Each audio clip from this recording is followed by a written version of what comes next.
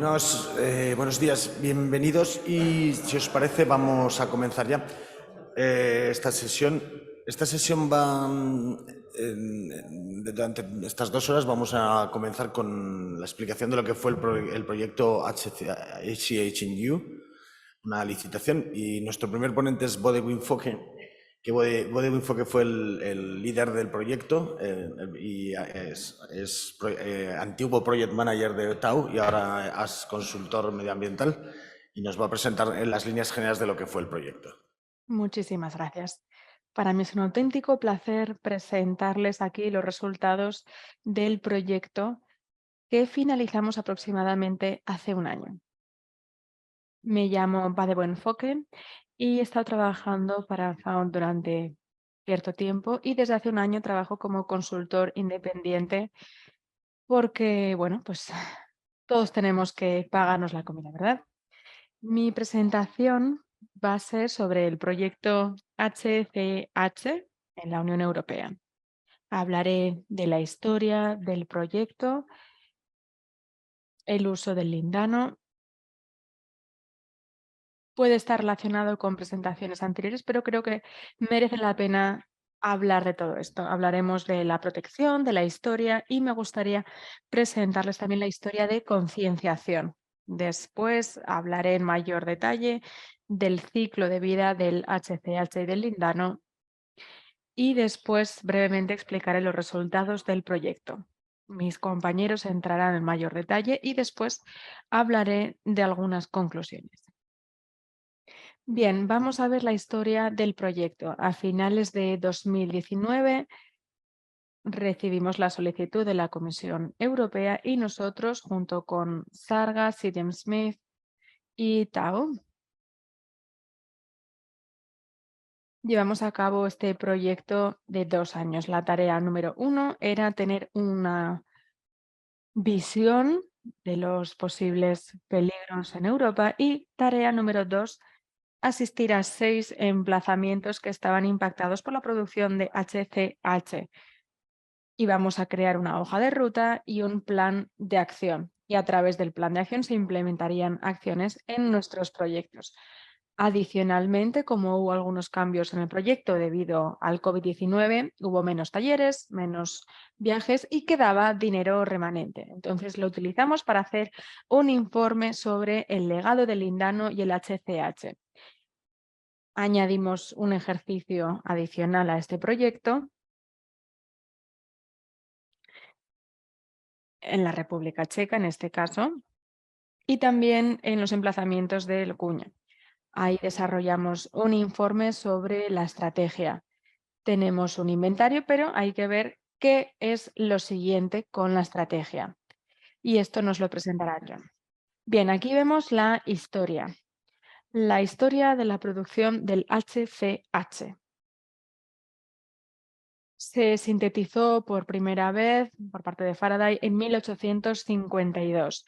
Después, en 1912, se aisló, lo hizo Teunis van der Linden, por eso se denomina Linda, ¿no?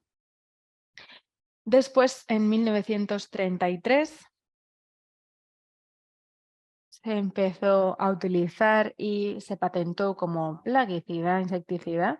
Después, en 1942, se empezó a utilizar a una mayor escala y se produjo. Después, en 1955, solamente se producía ahí el lindano.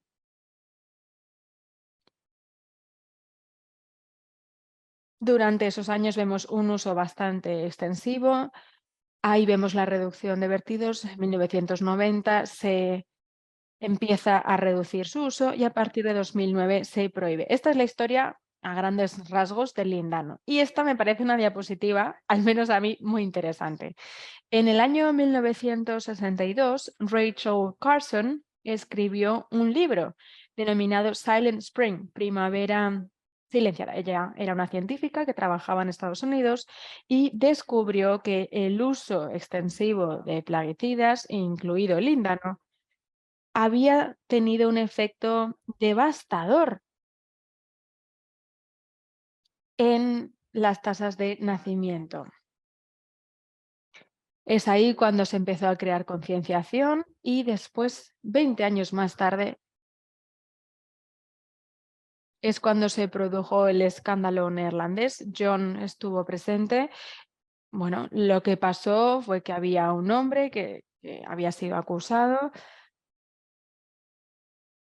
y todo esto nos llevó a la primera remediación. Empezó a aumentar la concienciación, luego aquí tenemos la Convención de Estocolmo y finalmente en 2021 se crea una estrategia a nivel europeo, una herramienta para solventar la contaminación del suelo. Y estamos aquí en este punto. Tenemos como objetivo a corto plazo una legislación como parte de la estrategia europea y ahora estamos especialmente preocupados por los emplazamientos contaminados y el marco de producción del HCH. Dense cuenta de que han pasado más de 100 años, así que me parece que es una lección para los plaguicidas modernos. Si los utilizamos ahora, quizás en unos años tengamos que enfrentarnos a los problemas futuros en 100 años. Entonces, me parece que esto es algo que tenemos que tener en cuenta cuando se introducen a los mercados nuevos plaguicidas. Así que tenemos que verlo como una lección. Lo que hicimos también, que descubrimos durante el inventario que había un uso mucho mayor del lindano y el HCH. Entonces hicimos un ciclo de vida. Por supuesto, aquí vemos la producción, los depósitos, vertederos, instalaciones de almacenamiento y centros de tratamiento. Luego todo esto pasa al medio ambiente y a la exposición humana. Nos dimos cuenta de que se producen plaguicidas para distintos tipos de producción, agricultura, cría de animales, salud humana y madera y plástico. Esta es una categoría que no habíamos identificado durante la primera fase del proyecto, cuando hicimos la propuesta. Y resultó que teníamos distintas categorías. Y dentro de esta categoría de otros,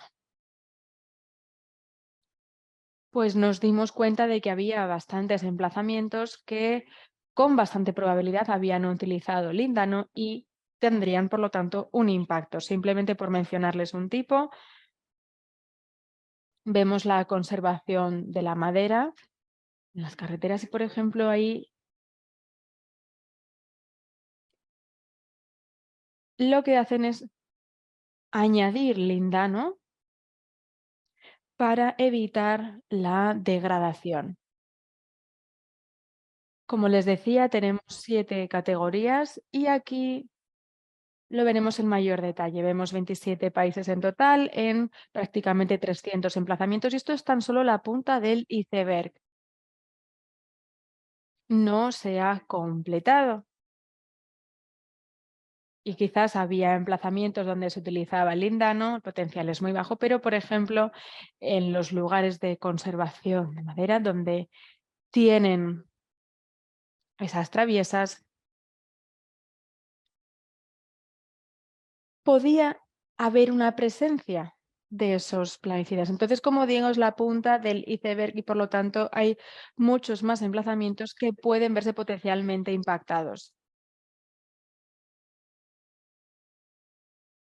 Tenemos los emplazamientos, vemos aquí las distintas categorías, vertederos, centros de tratamiento, instalaciones de almacenamiento. ¿Y cuál es potencial, el potencial legado? Bueno, pues vemos aquí residuos puros, puntos calientes, capa superior contaminada, etcétera.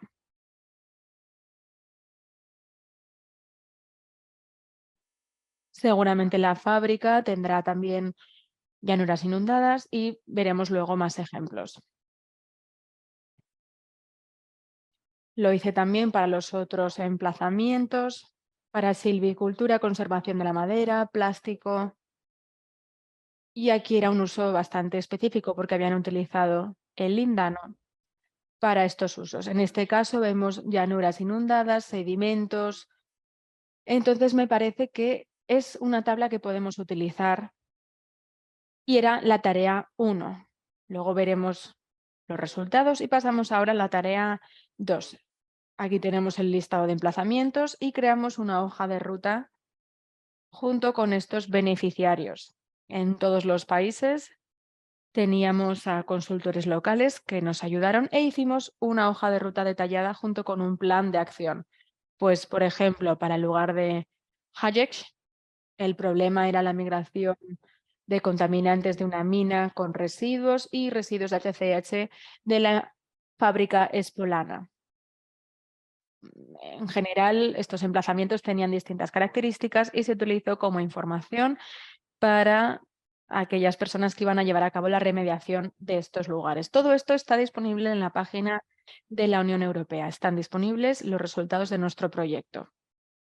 Y paso ahora a las conclusiones, con algunas observaciones. ¿Cuáles son las lecciones aprendidas? El lindano como bifenilo policlorado se aplica para distintos usos materiales y productos para los consumidores.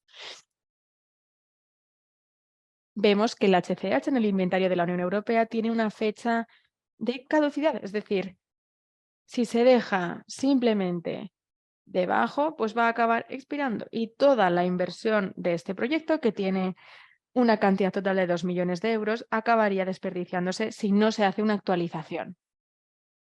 Solamente si disponemos de una legislación, aplicación e instrumentos financieros, solo en esos casos se podrán gestionar de manera sostenible estos emplazamientos. El único motor para la remediación será tener esta legislación disponible y que haya una aplicación. Ese es el incentivo. Y es algo que sí que está sucediendo actualmente. Por otro lado, el conocimiento y el trabajo en equipo refuerza la tarea de los profesionales. En este proyecto estábamos 30 personas muy involucradas con sus propios conocimientos, y diría que con este grupo también hemos instado a otras personas a que lidien con este problema. Recomendaciones. Mis recomendaciones serían detallar un inventario específico de cada país y mantenerlo actualizado. Centrarnos también en la producción, formulación, almacenamiento, residuos, tratamiento y emplazamientos de reciclaje y emplazamientos donde se haya utilizado o aplicado. Es decir, tendríamos que centrarnos en todos estos emplazamientos que pueden estar potencialmente contaminados. Investigar y remediar, sobre todo cuando haya emplazamientos que hayan sido redesarrollados o para finalidades donde se ha utilizado con fines más vulnerables. Pues, por ejemplo, si un emplazamiento ha cambiado su finalidad, agricultura o lo que sea. También desarrollar una estrategia de instrumento financiero a nivel europeo, nacional y regional, y John nos explicará esto, y ampliar la cooperación entre profesionales. A mí me parece fantástico trabajar conjuntamente. Tenemos además la red Lindanet y creo que tendría que ser, pues, una especie de plataforma con el objetivo de poder compartir conocimientos y crear este legado de más de 100 años de antigüedad y darle un fin. Muchísimas gracias. Nuestra siguiente es nuestra compañera Katia Amstetter, que creo que lo he dicho bien, porque lo suelo decir mal y me suelen abroncar, y va a ponernos un ejemplo de lo que fue la tarea 1. Va a hablarnos de lo que fue el inventario de Alemania, que fue uno de los países con mayor número de emplazamientos, para que veáis cómo cambió el inventario del inicial al que se realizó con el proyecto. Katia es Project Manager de CDM Smith, una de las empresas que participó en el consorcio. Katia. Muchas gracias. ¿Funciona el micrófono? Parece que sí. Muchas gracias por la presentación, Javier. Y me dirijo ahora al público. Es un placer estar aquí y hacer esta presentación. Voy a proceder a enseñar algunos de los resultados de nuestro proyecto de eliminación de HCH. Hablaré de una parte de nuestro proyecto, específicamente los resultados del inventario que hicimos para Alemania.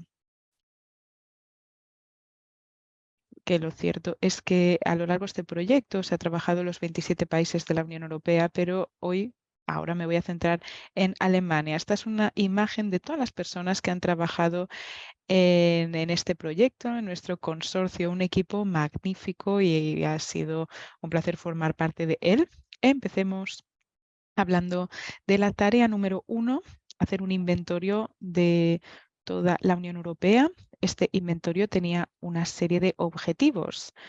Era recopilar información sobre los lugares de producción, de fabricación, de almacenamiento y otros emplazamientos en los que había una presencia de HCH y de lindano. Queríamos tener esta información para conocer la magnitud del problema del lindano y el HCH en los Estados miembros de la Unión Europea, para promover también una gestión sostenible del HCH y el lindano en estos sitios contaminados y para conseguir que se priorizase este tema en la agenda política. Mi compañero nos ha hablado un poco de los resultados generales, de los resultados del inventario en estos 27 países, un total de 299 emplazamientos. La mayor parte de estos eran sitios de producción, de procesamiento y también depósitos de residuos. Y toda esta información se reunió para plasmarse en un modelo geográfico, del cual se hablará en la próxima ponencia, un documento, un mapa que incluía descripciones de los emplazamientos, documentos de referencia conectados con cada uno de los emplazamientos y informes de los países que incluían información adicional. Este fue uno de los documentos de los que se entregaron como muestra nuestro trabajo. En este inventario, para poder recopilar este inventario, reunimos muchísima información, como por ejemplo los diferentes emplazamientos en cada país, su localización, qué se hacía ahí, el tamaño del volumen del HCH y del lindano con el que se lidió ahí. Eso es información. También saber si se habían llevado a cabo alguna técnica de remediación allá. También evaluamos a través de fotografías aéreas para ver si había habido algún cambio a lo largo de la historia de estos emplazamientos, para ver si había, por ejemplo, montículos de HCH y si había vertederos. ¿Y cuáles fueron las fuentes de información para Alemania? Consultamos, por ejemplo, licencias para abrir plantas y lugares de este sitio que están disponibles para la administración, así que nos pusimos en contacto con ellas. Asimismo, utilizamos nuestros contactos en la academia y también publicaciones especializadas, artículos científicos, y también contactando a diferentes órganos de administración a nivel tanto nacional como federal como local.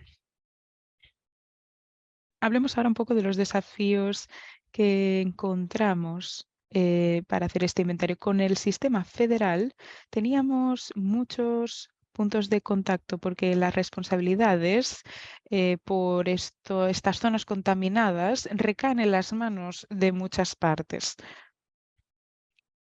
Así que tuvimos que recabar información de muchos puntos distintos. También teníamos una falta de datos, de información. Esta escasez se debía, por ejemplo, a que era información de uso restringido o porque las organizaciones o individuos no querían participar de manera abierta en nuestra investigación. Por otro lado, muchos datos, información están almacenados en archivos de manera física, accesibles para el público, pero que son difíciles de encontrar o forman parte de archivos de empresas. Asimismo, en el caso de Alemania, debemos recordar su historia. Durante un tiempo estuvimos separados. Habían dos estados, Alemania del Este y del Oeste. Esto ha llevado a que muchas empresas hayan cambiado su nombre a lo largo del tiempo, cambios de titularidad. Y todo esto debe tenerse en cuenta durante una investigación de esta magnitud.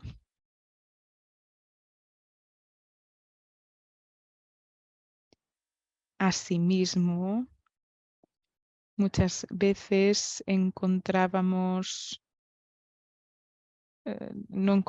la información adecuada. Por ejemplo, en el caso de una empresa, encontramos, por ejemplo, la oficina como administrativa de una empresa, pero no contábamos con la información de la planta en sí,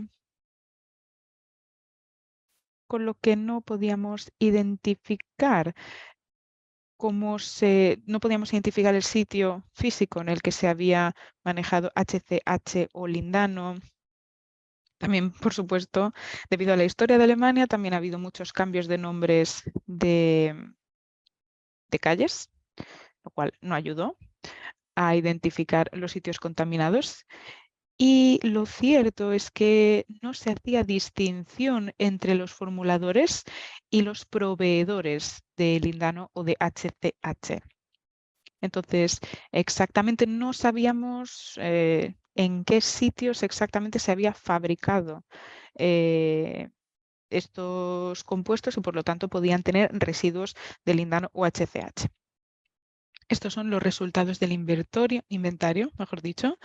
Identificamos 98 emplazamientos individuales. Sobre todo se trataba sobre todo de vertederos, centros de producción y centros de procesamiento. Muchos lugares de procesamiento, mejor dicho, de producción, tenían un vertedero al lado, por lo tanto consideramos que eran clústeres, eran como conglomerados, que fue algo que también tuvimos que tener en cuenta. Me gustaría darles algunos ejemplos, pero me parece que tengo que darme prisa. Vale, de acuerdo. Me gustaría empezar hablando de uno de los mayores productores de lindano en la Alemania Occidental, se llama Celamark, y produjo HCH entre 1951 y 1984. Y como pueden ver en la imagen aérea, hay depósitos de residuos marcados en amarillo y tenemos el centro de producción marcado en rojo. Así que encontramos... Estos son lugares que hemos probado que estaban afectados, mientras que sospechamos que otras dos zonas también estaban afectadas. Y también teníamos otras 5 zonas confirmadas en otro estado. También encontramos centros adicionales de producción en Hamburgo, lo cual tiene sentido porque era una empresa muy grande. En el pasado lo que hacían era que almacenaban los residuos in situ y trataban de reciclarlo para obtener triclorobencenos y fenoles, lo que provocaba una formación de dioxinas, creando muchísimas emisiones y mucha contaminación.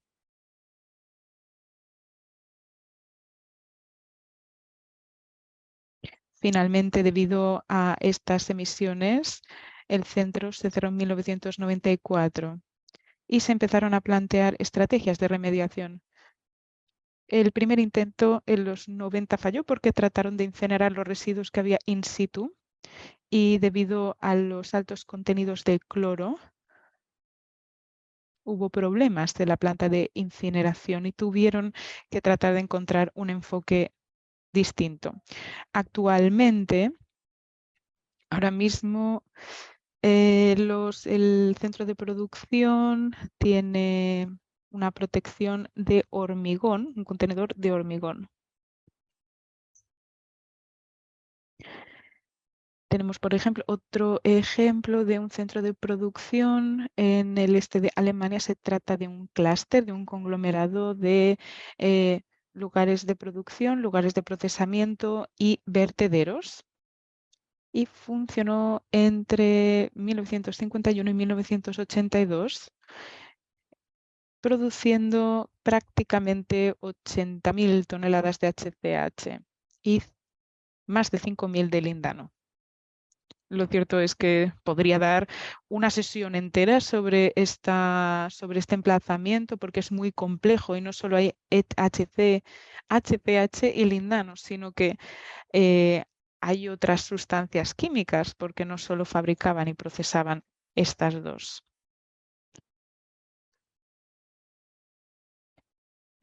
Este centro de tratamiento de procesamiento ha afectado y ha contaminado la llanura de inundación del río Mulde debido también a las aguas de escorrentía. Ahora mismo, la remediación de este emplazamiento está en curso. Y después en Sajonia tenemos Fethemi, Chemnitz. En términos de área, podemos ver que es más pequeña que las anteriores, pero produjeron hasta 31.000 toneladas de HCH, que es una cifra considerable. Y también encontramos en el emplazamiento otros contaminantes orgánicos. Ahora mismo se han llevado a cabo estrategias de remediación y se ha desarrollado una zona industrial. Y otro centro adyacente también recibió medidas de remediación de 2012 a 2016. También querría comentar hablar un poco de Desova, que es otra empresa, es un caso bastante famoso. Se hizo famoso porque hubo una denuncia, hubo una querella. Era un fabricante de preservantes de la madera que se utilizaba para pintar la madera, no solo para puertas de exterior, sino también de interior, entre los 70 y 80 pinturas que tuvieron un efecto muy negativo para la salud, por lo cual hubo una querella judicial.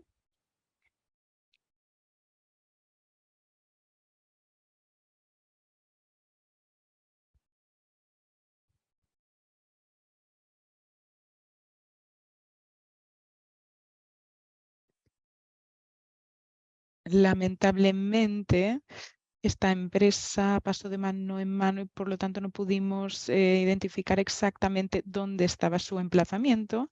Y finalmente tenemos en el centro Merck Darmstadt, en Hesse, hay dos lugares de producción, uno en Gersheim, y son dos lugares donde aún se están remediando los residuos restantes, aún se están extrayendo y sacando de ahí los materiales contaminados.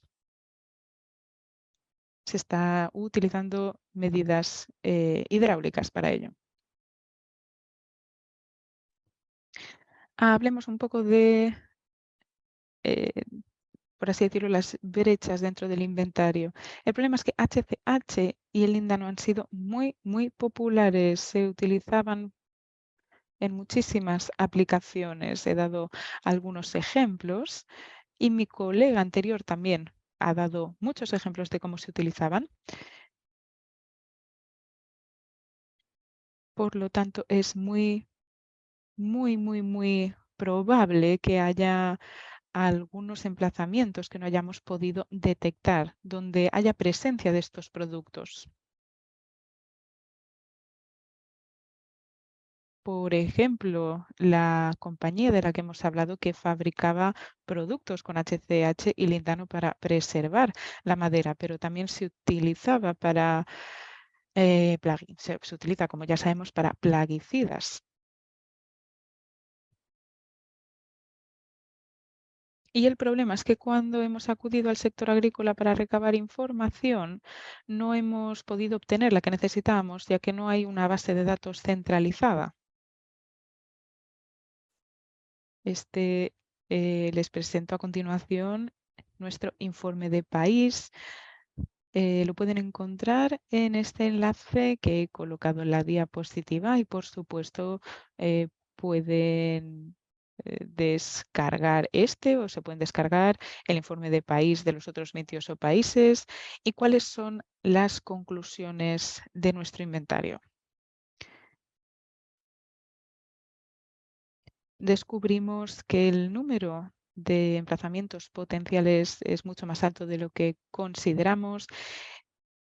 También recabamos mucha más información de lo que esperábamos, pero lamentablemente no todos los datos que recabamos, mejor dicho, se podían publicar o fueron útiles.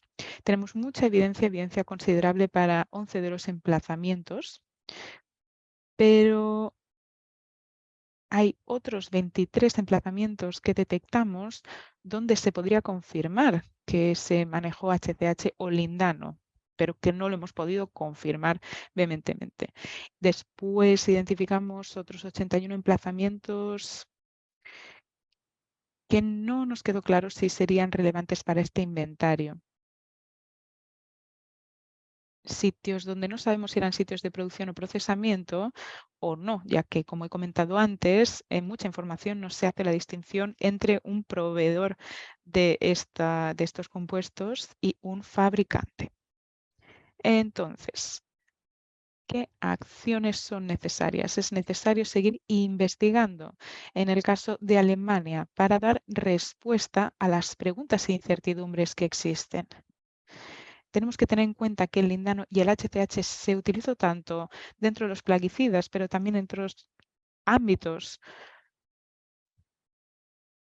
Hemos observado que, en general, hablando de los plaguicidas y su investigación y sus efectos adversos, normalmente el foco se ha puesto en los metales pesados y que el HCH se ha dejado un poco de lado. Pero suponemos también que las remediaciones que se han llevado a cabo en las zonas donde se habían detectado metales pesados también han lidiado con el HCH. Por otro lado, el sistema federal complica el recabar información y la actuación. Es muy positivo que las autoridades se encarguen de estas cosas, pero lamentablemente no pudimos obtener como información exhaustiva y fiable de las autoridades federales. A nivel europeo, nos gustaría comentar que es necesario establecer una serie de pasos para hacer seguimiento de este proyecto, que tenemos que tener en cuenta que hay disponibles soluciones técnicas para lidiar con la contaminación por HCH y lindano y que debemos conectar a las regiones afectadas para compartir conocimiento, tecnología, así como lidiar con estos problemas. Dicho esto, hasta aquí mi presentación y si tienen alguna pregunta, por favor, no duden en hacerlo. Continuamos con nuestro próximo ponente, que es Guido Van Kotterlet, Project Manager de la empresa Tau, que nos va a explicar cómo fue la herramienta que se desarrolló para el inventario, la Geographical Information Model del GIM, donde reunimos todo el inventario de todos los países de la Unión Europea que habíamos estudiado, las diferentes de las empresas. Porque nos repartimos, lo comento un poco, nos repartimos cada empresa una serie de países con varios modelos, como ha explicado Katia, de vertederos, sitios de almacenaje, tal. Y entonces luego los implementamos en la herramienta GIM. Muchas gracias, Javier. Esta será una de las presentaciones más, digamos, perezosas de todas, de todo este fórum, porque al fin y al cabo, esto ya lo hemos explicado en un webinar. Y lo cierto es que para utilizarlo y mostrarlo necesitamos, para poder utilizar bien este sistema necesitamos internet de alta velocidad. No lo tenemos así que simplemente les voy a enseñar un vídeo del webinario donde ya enseñé cómo funciona. Yo soy consultor, he trabajado durante 17 años con plaguicidas y zonas contaminadas. Trabajo en Tau. Tau ya lo han nombrado algunos de mis colegas, he formado parte de este proyecto. Entonces, decidimos desarrollar una herramienta JIM. ¿Por qué decidimos hacer esto? Sí, cuando se tienen que buscar emplazamientos en toda Europa se necesitan, bueno, se recaban muchos datos y si no se organizan de manera adecuada es caos y termina información en diferentes carpetas que no sabemos cómo compartir entre nosotros correctamente. Así que decimos crear una plataforma donde pudiésemos trabajar todos juntos, mano con manos. Y lo que hicimos con esta herramienta JIM es que la transferimos a la Comisión Europea. Me puse en contacto con ellos la última semana y me confirmaron que la habían recibido y que habían empezado a utilizarla internamente y que ahora tenemos que pasar por toda la burocracia para poder publicar externamente los datos. Parece ser que lo hemos conseguido. Me pregunto si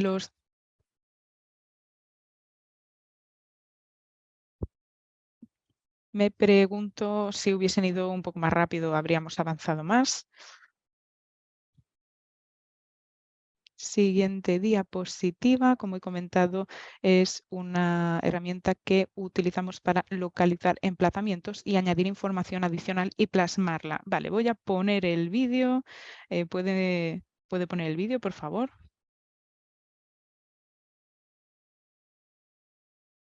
Hola, os voy a presentar el modelo de información geográfica para presentar los distintos emplazamientos dentro de la Unión Europea. Estos datos estarán disponibles a través de la Comisión Europea al final del proyecto. Aquí lo que pueden ver es un mapa de Europa y los distintos colores nos indican la presencia de emplazamientos con HCH en distintos países. En rojo es donde hay países contaminados con HCH, confirmado. En amarillo es donde hay sospechas de emplazamientos con presencia de HCH o lindano, pero no se ha confirmado todavía. En verde están los países donde no hay ningún tipo de contaminación de HCH. Esos países son Estonia y Luxemburgo. Una característica interesante de nuestro sistema es la base de datos de la Unión Europea. Es una base de datos muy amplia para monitorear el HCH. Esta información también se incluye en nuestro sistema. Podemos hacer más zoom, en este caso hacemos zoom en España. Y aquí podemos ver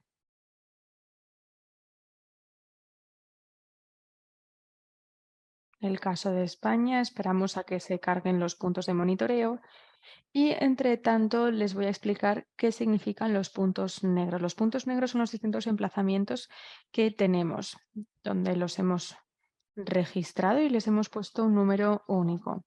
Los grises son emplazamientos que en este momento no tienen la confirmación, es decir, hay una sospecha de HCH, pero no está confirmado. Aquí podemos ver los puntos rojos y eso es para HCH y aguas superficiales. Podemos ver aquí estos emplazamientos en Aragón. Cuando van aguas abajo vemos la presencia de HCH, aguas superficiales, y por lo tanto nos sirve para hacer un seguimiento de los emplazamientos. Podemos hacer lo mismo con los otros sitios. Aquí tenemos una ubicación donde se ha registrado HCH en aguas superficiales y si quitamos el zoom y analizamos otros emplazamientos en mayor detalle, podemos explicar qué es lo que hemos hecho para las ubicaciones individuales. Vamos aquí a Países Bajos. En este caso tenemos una ubicación registrada como NDL01 y es un emplazamiento de producción. Aquí es donde la base del producto es HCH y hay producción de plaguicidas o el producto base es para lugares de procesamiento. Estaríamos hablando de lugares donde se mezcla el HCH con otros plaguicidas para producir distintos productos. En este caso de Países Bajos vemos otro emplazamiento aquí y aquí hacemos clic y podemos ver la información que se incluye en la base de datos. El código del país, del emplazamiento, la dirección, historia, cuestiones medioambientales, entorno, qué es lo que hay en el emplazamiento.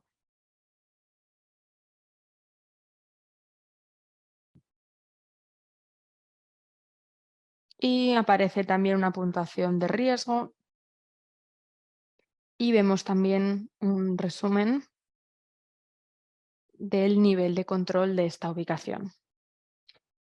En la parte inferior, y esto resulta muy interesante, es que aquí podrán ver la información que se ha utilizado para clasificar el emplazamiento y protegerlo. Pues, por ejemplo, si hago clic aquí, en la de arriba vemos un artículo del periódico sobre un incendio que se produjo en esta ubicación.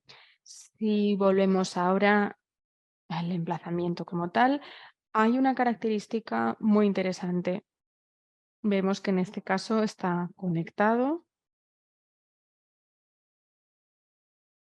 y a partir de ahí vemos los distintos usos del emplazamiento. Entonces, en este caso hay una zona de producción y otra de vertedero.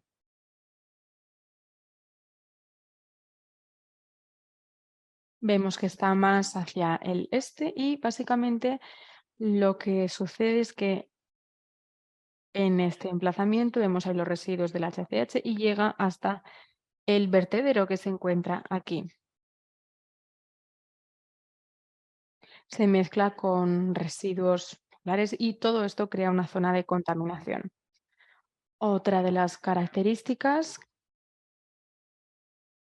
es el uso de los modelos de sitios conceptuales. ¿Cómo hemos hecho esto? Se lo voy a enseñar brevemente.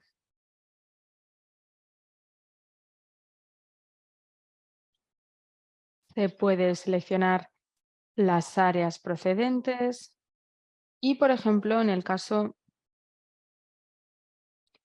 de este emplazamiento, la fuente es suelo contaminado de HCH, la vía sería el agua subterránea y el receptor sería el entorno. Esto nos da una puntuación de riesgos. Hacemos clic en ese punto y veremos la puntuación de riesgos que está asociada con este emplazamiento.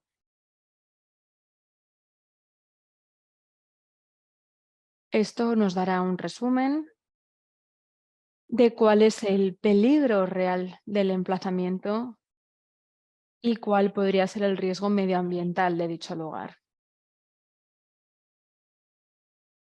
Hemos añadido también todas las puntuaciones de riesgo a la base de datos principal y al final se puede ver para toda la zona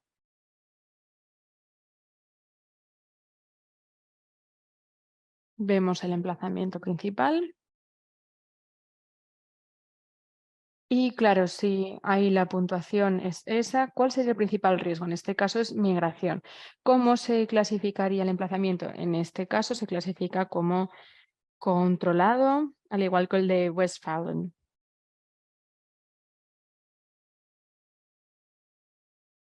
Vemos que se ha remediado la parte principal, pero sigue habiendo un problema con la contaminación residual. Así que para los emplazamientos principales se puede ver qué es lo que está sucediendo, si hay algún problema y cómo se está desarrollando en el proyecto en cuestión.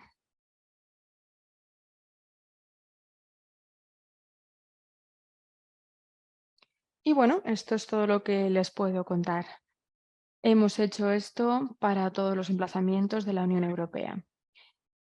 Hay varios emplazamientos que siguen todavía en color gris, pero seguramente a finales de este proyecto haya mucha más claridad para ver dónde están esos emplazamientos de HCH. Muchas gracias por su atención.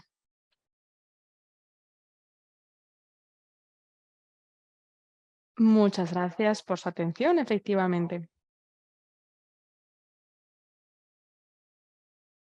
Es así como hicimos este proceso de inventario y al final identificamos 299 emplazamientos. Estos serían los emplazamientos confirmados. No hemos podido publicar los otros y me parece que todo esto tiene que ver con problemas porque, por ejemplo, la comisión temía que no tuviéramos como los datos duros para demostrar que había un emplazamiento de verdad contaminado con HCH. Entonces, de ahí que no hayamos podido utilizar todos los datos, porque hay datos que son internos, otros datos los hemos compartido solamente entre nosotros sin el permiso de poder publicarlo de manera oficial. Pero en cualquier caso vemos una gran cantidad de datos disponible. Y este es el estado final de cuál es el aspecto de este proyecto ahora.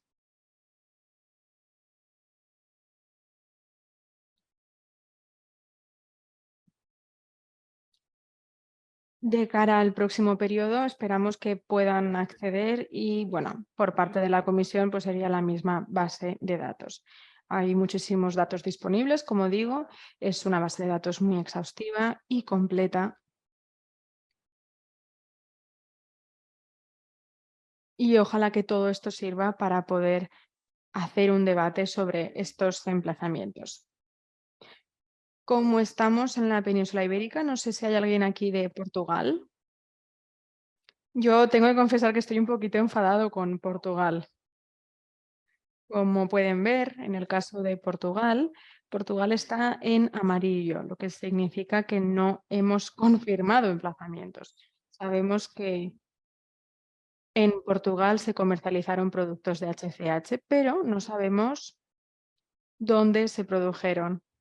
Si se produjeron en Portugal o simplemente si se importaron y cuáles eran las cantidades. Pero las autoridades portuguesas dijeron, no, no hay ningún problema. Y bueno, pues para alguien que quiere identificar los emplazamientos, pues es bastante frustrante y me cuesta aceptarlo. Así que, por favor, si alguien conoce de emplazamientos de HCH en Portugal, que se pongan en contacto con John y los pondremos ahí en este mapa antes de que la comisión lo haga. Y lo haremos además gratuitamente, ¿eh? ¿Hay alguna pregunta? Me parece que sí que tenemos una pregunta. Soy Javier, soy miembro de Ecologistas en Acción. Me sorprende cuando he visto el mapa los pocos puntos que tenemos o que ha crecido el inventario en España.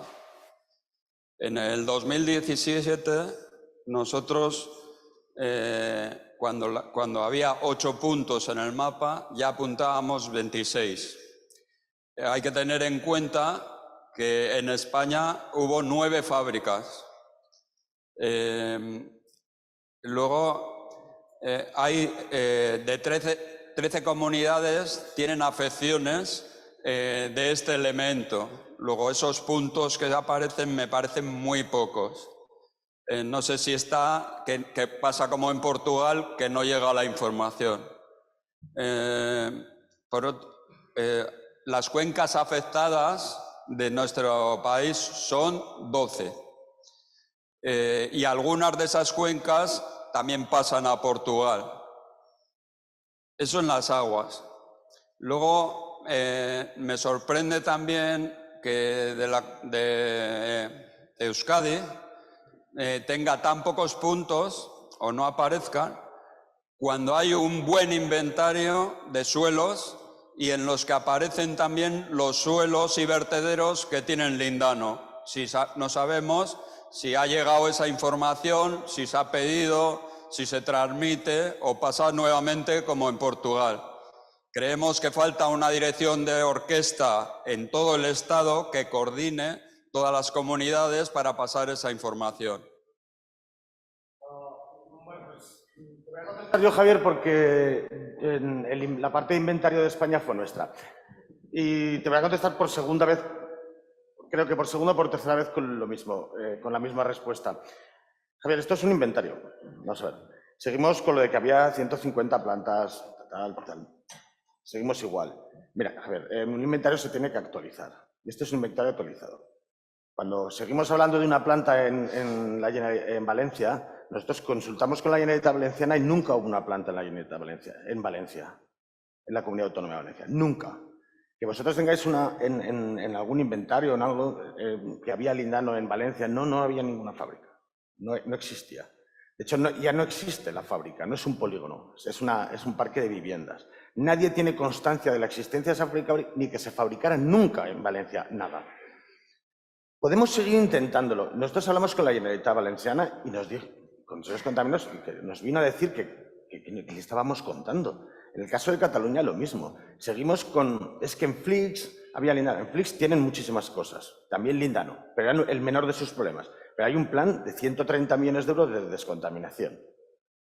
En Navarra pasa 3/4 partes de lo mismo. Había varios emplazamientos donde se han realizado actuaciones y se ha dado por descontaminado. O sea, y además es que, Javier, sabes perfectamente que muchas de las actuaciones empezaron a la vez que estábamos con este proyecto. Y en algunos casos no eran vertederos, era simplemente un camión que había vertido una carga contaminante de líndano de las fábricas que venían de Baracaldo y de vuestra zona, pero simplemente habían vertido un camión que había sido, alguien había denunciado como que lo habían vertido y se pegó años ahí y ahora se ha retirado conforme a la legislación y esa zona está oficialmente limpia. En Barcelona, 3/4 partes de lo mismo. No podemos seguir hablando de la fábrica de lindano de Cruz Verde, cuando la fábrica de Cruz Verde se descontaminó en 1992. Hay un informe favorable de la Generalitat Valenciana, hay de la Generalitat de Cataluña, que así lo atestigua, porque se hizo un parque de viviendas y se tuvo que descontaminar la fábrica. Entonces, podemos seguir, sí, hubo una fábrica de Cruz Verde, pero ya no es un lugar contaminado. Y en el País Vasco lo mismo. Y nosotros tenemos la información que nos proporcionan las autoridades competentes en cada una de las comunidades autónomas. En el caso del País Vasco, que te interesa tanto, Javier, nosotros hablamos con IOBE y hemos reproducido exactamente su catálogo. Y hemos reproducido exactamente su catálogo y en el caso de... y añadimos un lugar nuevo porque había aparecido un lugar nuevo que era el vertedero de Vitoria. Que habían tenido y fue a través de una denuncia para la Confederación Hidrográfica del Ebro. Y en el resto de países lo mismo. Bien. O sea, yo no me puedo inventar ni puedo ir contra un informe oficial de un técnico. Bueno, parece que está bastante claro que hay toda una comunidad que está involucrada. Y no voy a compartir detalles, pero sabemos que el inventario no es algo independiente, no es algo individual. Para que se utilice en el futuro tiene que actualizarse y tiene que haber información adicional, por supuesto. Es una de las cuestiones que le quiero preguntar a Guido. ¿Se podría permitir a comunidades para que sea una fuente abierta? Porque esa es la cuestión, ¿no? Si hay información, se presenta y esta se tendría que añadir a este KIM, a este modelo de información geográfica. ¿Puede ser que sea de fuente abierta? Bueno, muchas gracias por la pregunta. Me parece una pregunta muy pertinente. Cuando lo publique la Comisión Europea, seguramente hayamos empujado a la Comisión para que pueda ser un GIM vivo. Claro, si es fuente abierta, corremos el riesgo de que la gente publique cualquier cosa. Pero si es un documento vivo, esto podría ser muy beneficioso porque habría datos y tengo un ejemplo. Tenemos un inventario de Bosnia-Herzegovina, de COPs. Hicimos ese inventario en 2015 y decían que no había más PCB en Bosnia. Dijimos, bueno, vamos a volver a examinarlo. Encontramos 300 toneladas de PCB. Entonces, ¿qué pasa? ¿Que el inventario estaba mal? No, simplemente que no tenían los datos. Ahora vemos esas 300 toneladas. Teníamos una carta y dijeron, bueno, también 40 toneladas que se añadieron al inventario. Y el informe prácticamente estaba terminado, se estaba imprimiendo y recibimos otra carta de, mira, hay 10 toneladas adicionales. Y dijimos, vale, ¿qué? ¿Lo añadimos? Vale. Entonces, ¿qué pasa? Que nosotros habíamos mandado el inventario a la Comisión Europea y todo esto estaba basado en los datos que habíamos recopilado hasta ese momento. Analizamos todo en gran detalle y hemos estado también en contacto con ustedes, nos dieron la información de los emplazamientos y al final teníamos que tomar una decisión y dijimos, vale, podemos publicar esto porque tenemos suficientes datos para decir, mira, este emplazamiento está contaminado con HCH o a lo mejor pues no hay suficientes datos y por lo tanto no podemos marcar esos emplazamientos y decir cuáles son los contaminados. Claro, eso no es algo que pueda hacer la Comisión Europea. Si hay duda, estas publicaciones no van a salir adelante. Estarían en los informes, pero no en el GIM. Entonces, eso está bastante claro. Vemos cuáles son las localizaciones donde puede haber una sospecha y en cualquier caso pueden dirigirse a la Comisión Europea y seguir luchando, porque me parece que es algo positivo, seguir luchando y poner el foco de atención en este tema. Así que, bueno, dicho esto, espero que al menos nuestros esfuerzos hayan merecido la pena, porque nos hemos esforzado muchísimo en toda Europa. Y, por supuesto, siempre necesitamos más. Le decimos a la Comisión Europea, tenemos que hacer esto, tenemos que hacer lo otro, pero, claro, tampoco se puede llegar a todo con un marco limitado. Muy bien, muchas gracias. Ahora finalizamos este debate, porque además llevamos ya más de 15 minutos de retraso. Adelante, Javier.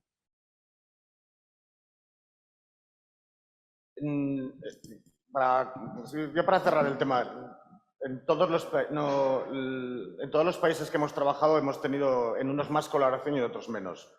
Por ejemplo, Javier, en Croacia había 2 sitios de producción y ellos dicen que no tienen vertederos. Por supuesto que han tenido que tener vertederos. Por supuestísimo, pero claro, yo no soy quien para decirle al Ministerio de Medio Ambiente de Croacia que no tienen vertederos. Él dice que ha estudiado y no tienen vertederos, pues yo tengo que creérmelo hasta que la Comisión decida invertir en una visita y se analicen unas campas que había al lado de uno de los sitios de producción, que había habido movimiento de tierras, que probablemente habría un vertedero. Pero claro, hasta que no lleguemos, nosotros tenemos que confiar siempre en la información de la autoridad competente. Y vamos a pasar a la tarea 2 de la licitación. La tarea 2 de la licitación era un ejercicio puro y duro de consultoría. De hecho, la tarea 2 era buscar nuevas soluciones a los problemas de los 6 emplazamientos elegidos. En principio teníamos 5 emplazamientos y hemos elegido Galicia porque Galicia entró un poco más tarde al proyecto. Y entró un poco más tarde por una sencilla razón, porque durante este foro habéis oído varias veces lo importante del compromiso político a la hora de ejecutar este tipo de proyectos.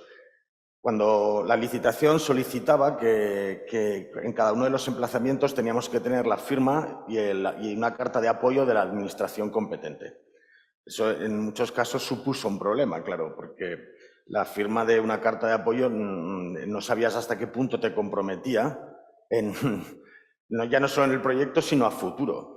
Porque el problema del lindano, yo no soy técnico, pero bueno, el problema del lindano es una cosa que es persistente, y ayer lo hablaba con uno de los colegas, dura muchos años y a ningún político ni a ninguna persona le gusta empezar algo para no dejarlo acabado, que es lo que pasará, porque tengo compañeros que estoy seguro que se jubilarán quitando residuos de bailín y sus hijos, si estudian lo apropiado, podrán seguir descontaminando bailín y espero que vivan muchos años para poder ver descontaminado bailín, por ejemplo, pero no tiende a no ser. Entonces, para los políticos también es una cuestión muy comprometida, porque a un político no le gusta invertir en algo que no va a haber finalizado y que encima tampoco es muy sexy, ¿no? Lo de descontaminar sitios, no da unos resultados políticos muy esperados. Entonces, en la mayoría de los casos, en el inventario incluido, se ve que en muchos países no querían darte ninguna información, porque te comprometía a decir, hostia, es que tengo aquí sitios contaminados, y lo único que hacías era pues, desvelar un problema de salud pública.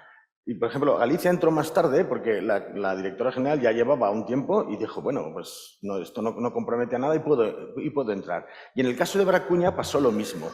Bracuña solicitó ayuda, una pequeña consultoría, porque ellos habían aplicado una solución. Ellos tenían un problema, tienen un gran vertedero, bueno, tienen varios grandes vertederos, pero uno de ellos es justo enfrente de la capital, en un sitio muy comprometido. Y claro, ellos habían hecho una primera idea, ¿no? Una primera idea que era un muro de 14 metros de altura y 5 kilómetros de largo para perimetrar el vertedero. Entonces era un plan con alguna fisura. La primera que costaba 41 millones de euros. Y entonces lo que ellos buscaban era reforzar esa postura. Es decir, oye, estamos haciendo bien, vosotros que tenéis más experiencia, pero simplemente era por reforzar y por haber el político que no la puedes pifiar con 40 millones de euros, porque ese es otro de los problemas que he visto que tiene esto del lindano, que todo el mundo ha aplicado 10.000 millones de técnicas, de las cuales han funcionado 2 y 9.998 no han funcionado y no han servido para nada. Ayer nuestro colega decía que hacía 20 años habían aplicado una cosa que ahora se está aplicando en Sardas, aquí en Aragón, y nosotros estamos consiguiendo resultados en laboratorio, pero todavía no en campo, y claro, él hace 20 años no consiguió absolutamente nada, pero claro, una tecnología que vas desarrollando durante 20 años es un poco ingrata. Entonces, por eso, en la tarea 2 lo que hicimos es un ejercicio de consultoría sobre diferentes emplazamientos. Y empezamos con Porriño. Y lo primero que hicimos fue, en todos los emplazamientos, los 6 emplazamientos, se hizo una caracterización del sitio, estudiar la historia y qué había pasado en esa área. En el caso de Aragón lo teníamos muy claro, pero en el caso de Galicia había literatura y había muchísima información y tuvimos que estudiarla. Las acciones que se habían llevado a cabo y cómo se habían llevado a cabo durante el tiempo para ver en qué podías influir, cómo podías ayudarles, se redactaba un plan de acción. Un plan de acción que en el caso de Galicia se hizo de forma conjunta con la Xunta de Galicia de forma perfecta, teniendo en cuenta los consejos que se daban desde aquí, desde Aragón, desde Sarga, porque llevábamos más tiempo trabajando en esto, y se hizo de forma conjunta y sin ningún problema. Y luego un documento de conclusiones que se realizó, que se envió a la Comisión Europea, que incluía una encuesta de satisfacción de las autoridades con el trabajo realizado, para que cómo había ido la relación con las empresas que trabajaban en el consorcio. Parece una tontería, pero es bastante importante cuando hemos estado hablando en este foro que se está hablando de redes, de tanto de emplazamientos como de autoridades, como redes técnicas, de empresas técnicas. Es importante crear ese tejido para que haya una confianza en los trabajos y puedan refrendar tanto a los técnicos de la administración como a los técnicos de las empresas. En cuanto a Porriño, voy a ser breve porque, bueno, yo creo que lo habéis oído todos ya esta charla. Yo tengo que aprender bastante los holandeses y me tenía que haber grabado un vídeo la primera vez como mi amigo Guido y así pues, yo solo tendría que estar aquí como él. Porriño está a 14 kilómetros de Vigo, es una típica ciudad industrial a las afueras de la capital. Como sabéis, Vigo está en Galicia, en el noroeste de España, la parte de arriba, y bueno, es un tiene 114 núcleos habitados. Eso es importante porque uno de los grandes problemas que tiene el emplazamiento de Porriño es que, aparte del núcleo poblacional, hay miles de casas desperdigadas por el monte que se hicieron sin ninguna... bajo ningún criterio urbanístico ni de construcción. O sea, al principio eran incluso huertas que acabaron convirtiéndose en mansiones. Entonces, pero todo en un pequeño limbo y desperdigadas por el monte con los consiguientes problemas de vertido y demás. Y uno de los grandes problemas de Porriño es que es el río Louro. El río Louro atraviesa Porriño y cruza todo el término municipal. Y es donde se han encontrado las mayores trazas de contaminación por lindano. Porque el río Louro pasa precisamente por las dos zonas industriales, obviamente, que habían donde tenían las dos plantas de producción. Está a escasos metros del vertedero que hubo en una de las plantas de producción, y ahora está la celda de seguridad situada ahí. Y bueno, claro, de toda la agua escorrentía, Galicia es un lugar lluvioso, va hacia el río Louro, porque además es una zona de media montaña, y muchos de los problemas es que algunos de los emplazamientos, como veremos un poco más tarde, también estaban repartidos por el monte. Bueno, pues vemos aquí las temperaturas, la pluviosidad, es un clima mediterráneo atlántico, y esto es lo que os comentaba, ¿no? Que de todas las escorrentías va hacia el Louro y es una zona de medio montaña. La historia industrial es sencilla porque en los años 40 se establecen dos empresas en diferentes polígonos. Una es Celtia y otra es el grupo ICI, que es ambas del Reino Unido, y en el año 64 se fusionan. O sea, se fusionan y empiezan a producir lindano. Pero tenemos que tener en cuenta que llevan desde el año 40 con procesos químicos. En el año 47 empiezan con productos agroquímicos de Celtia. En el año 52 expande el rango de productos y se cree que se pudo empezar a producir ya algo de lindano en esa época, pero lo que se está seguro que se comienza en 1964, ahí está atestiguado, y se producen más de 1000 toneladas de residuos. 1000 toneladas de residuos que se quedan en dos vertederos. Uno de ellos que está en las afueras, o sea, justo enfrente del polígono de Celtia. El vertedero era únicamente cruzar la carretera, ya estaba al lado del río. Y el otro es el otro polígono que hay, que está más acotado y ahí está más claro dónde están. Y luego también han aparecido puntos de descarga que estaban identificadas en varias zonas del municipio. Porque, por ejemplo, el Club de Fútbol de Porriño, pues que se sabe que se vertió, y también y en algunos otros casos que se utilizó para la construcción el residuo, que es otro de los grandes problemas que tiene Porriño. Y el problema es que muchas veces en Porriño el caso de Porriño es diferente a otros por una razón.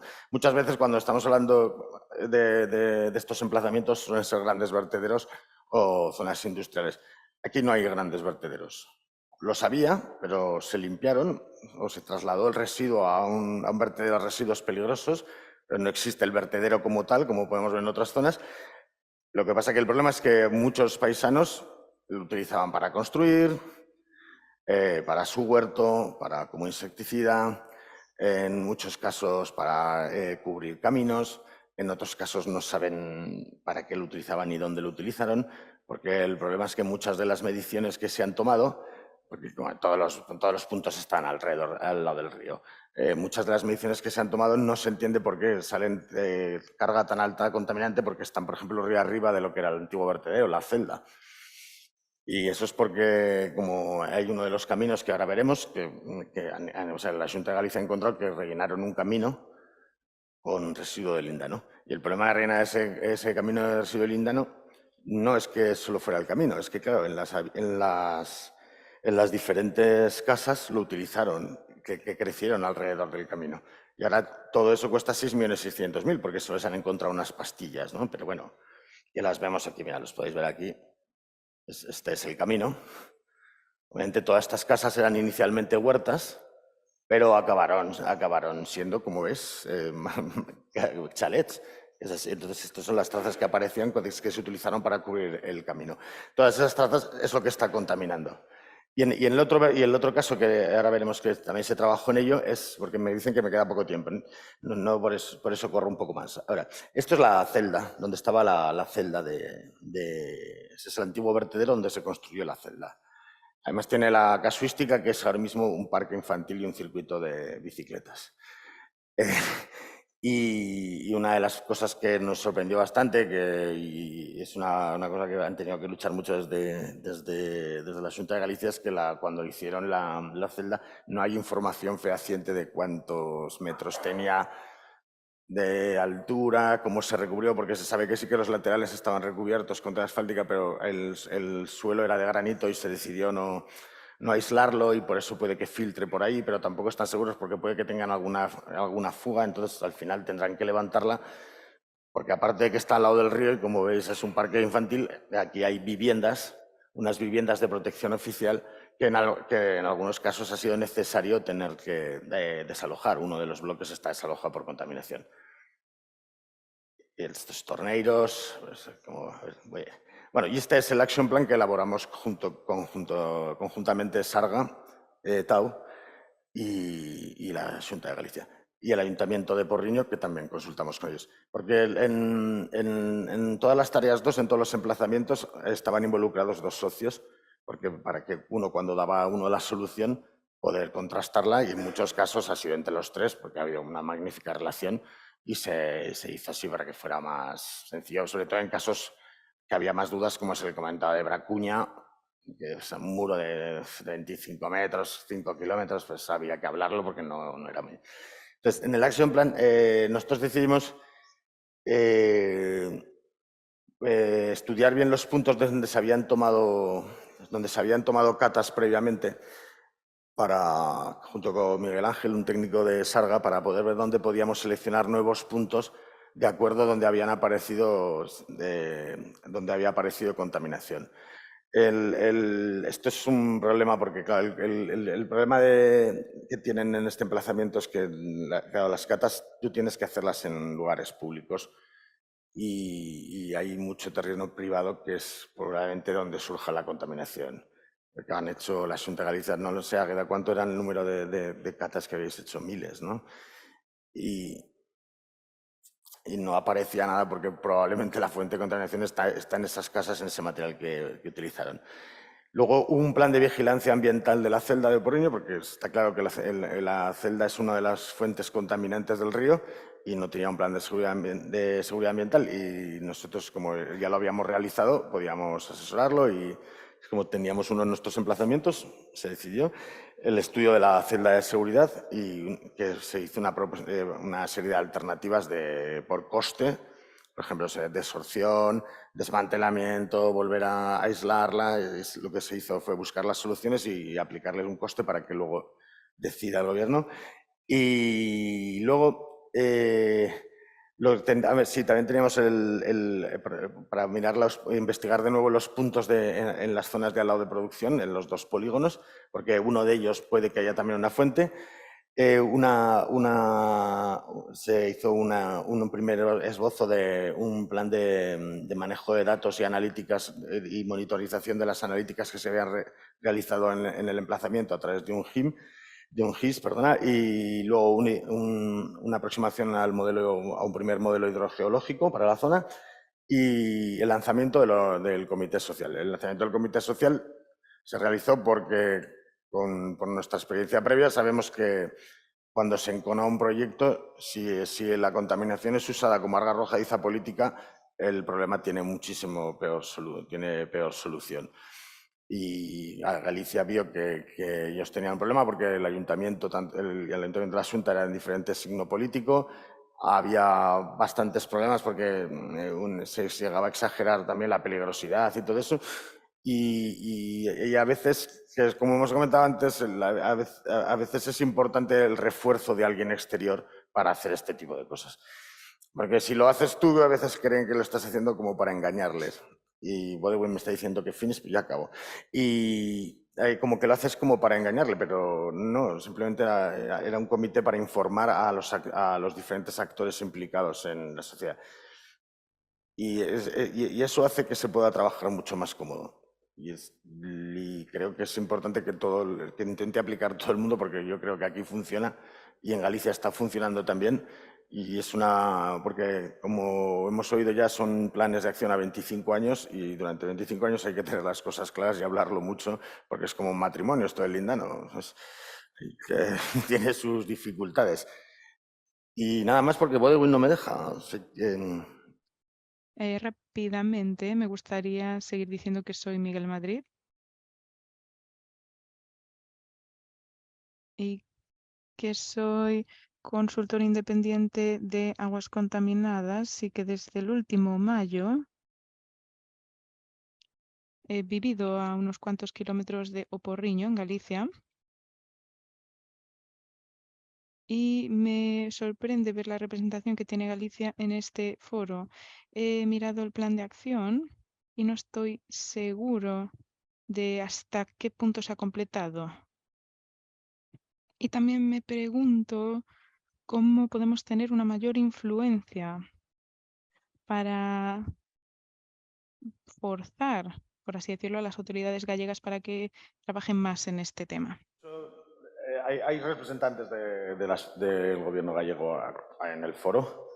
Está Aguera, que es jefa de servicio, creo, de suelos contaminados de la Xunta de Galicia. Y el compromiso de la Xunta de Galicia es fuerte. Quiero decir, nosotros van a empezar ya a descontaminar el camino de Contrastos, que es el camino este que hemos mostrado, y están realizando acciones.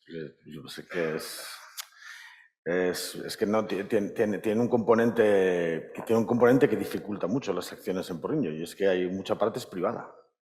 Es que, claro, no, al final nosotros tenemos un vertedero que abandonó, una planta que abandonó el propietario, lo dejó ahí el vertedero era municipal y tú puedes actuar porque eres competente, pero yo no puedo entrar a casa de un señor a decirle que una piscina la construyó con residuo de lindano, y ese es un problema, claro. Y ellos tienen ese problema y es muy difícil de solucionar. Porque una de las cosas que se sugirió, claro, porque al final tú te estás haciendo una casa y te aparece lindano y dices, tápalo, porque a ver si me van a decir, ahora voy a estar 2 años sin piscina, encima me va a costar muchísimo dinero, hemos estado con esto toda la vida y no pasa nada. Todo el mundo se olvida, claro. Y la Xunta lo único que puede hacer es garantizarles pagarles la descontaminación, pero aún así es engorroso para el propietario. Muy engorroso. Primero porque en la mayoría de los casos que lo comprobamos son casas que no disponían de ninguna licencia ni ninguna atribución urbanística. Por tanto, el que tiene el problema ya tiene él un problema. Que claro, igual era una caseta de huerta y ahora es una casa de 6 habitaciones y 2 pisos, como había algunas, con piscina. Y claro, y el segundo es que imagínate, te aparece algo así y puedes estar 2 años empantanado y eso no lo quiere nadie. Entonces es muy difícil. Es muy, muy difícil. Aparte que la dispersión, que no tienen claro hasta dónde llegó la dispersión, porque desde gente que lo utilizó para la construcción a gente que la utilizó para sus huertas o para sus campos. Es un poco más complicado que una gran superficie, creo. Me voy porque me están echando.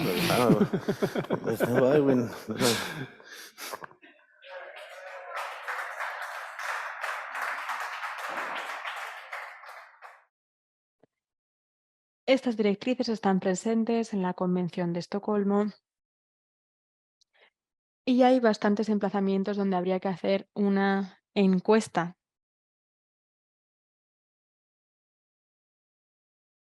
Y por supuesto, estas directrices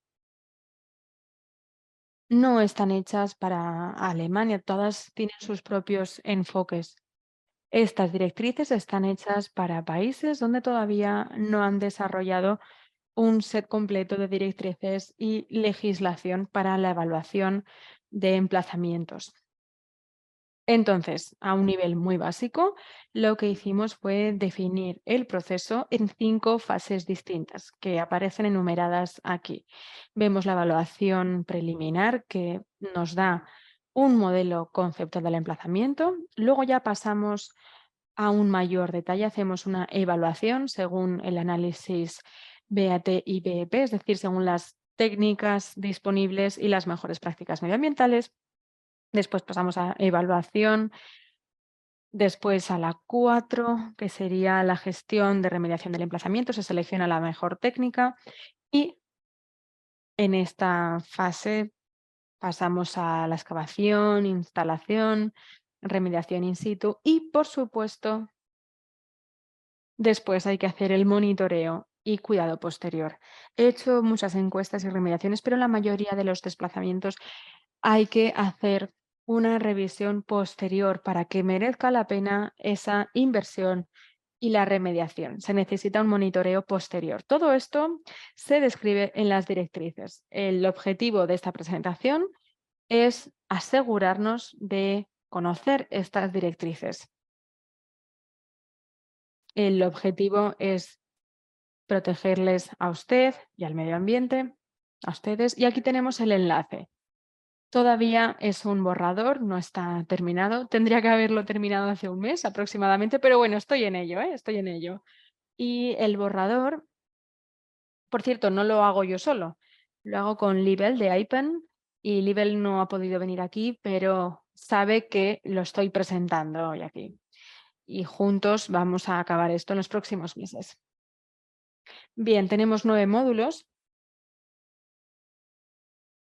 excepto en el resumen ejecutivo y en la introducción. Lo dicho, tenemos 9 módulos y el módulo 9 es un estudio de caso de Vietnam. Y el caso número 1 es el contexto. 2, investigación, evaluación y modelo conceptual. 3 es un modelo independiente, es la evaluación de riesgos y es un aspecto muy importante en todo este proceso. Luego vemos los principios y enfoques de la contaminación, gestión y remediación y vemos cómo se van adaptando a las distintas fases a estos modelos. Y tenemos otro modelo aparte de técnicas y la selección. Es un modelo independiente porque es un aspecto muy importante. Y por último tenemos la parte de salud y seguridad. Y luego el último módulo, que sería el de legislación, política y desarrollo de inventario. Por supuesto, es fácil presentar todas las cuestiones técnicas y los enfoques técnicos, pero tenemos que ver cómo empiezas a hacer este tipo de procesos. No solamente está dirigido a países europeos, sino que se trata de una herramienta a nivel mundial. El término de modelo conceptual es algo que se ha mencionado en múltiples ocasiones. Es simplemente una herramienta para entender cómo es el emplazamiento, para que sea digerible para los políticos y también para hacer una comunicación. Tenemos distintos tipos de CSM. Este sería un modelo inicial donde tienes toda la información, al igual que hicimos para los emplazamientos, e intentas, bueno, pues hacer una hipótesis de qué es lo que está pasando. Este sería el modelo conceptual mejorado o completado.